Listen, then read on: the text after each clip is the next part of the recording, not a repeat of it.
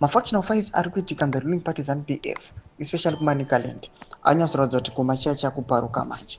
Azvipere bushe nsanapinda mashoko ari kubuda panguva ino anyatsoratidza kuti chabhondoka mubato. Ndoti subscribe like on the bell icon.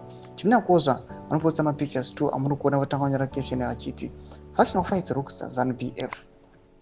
All these are a result of a race to succeed President ET. 2027 Congress is fast approaching and people are busy positioning themselves.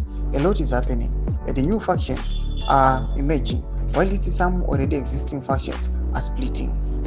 Topinda mutsamba dzavakanyora idzo yamuri kuona yakanzi RE ZANU-PF Manicaland Provincial Women's League vanodanyira chete.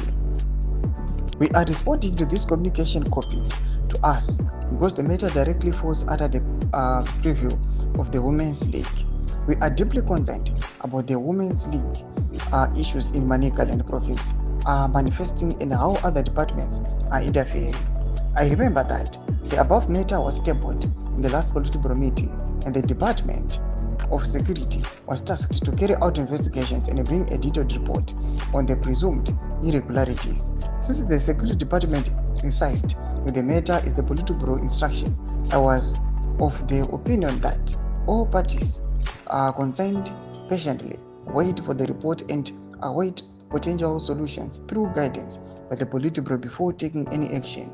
We, as the Women's League, have respected and taken into consideration the Politburo's approach and to expect other gracious cadets to do the same.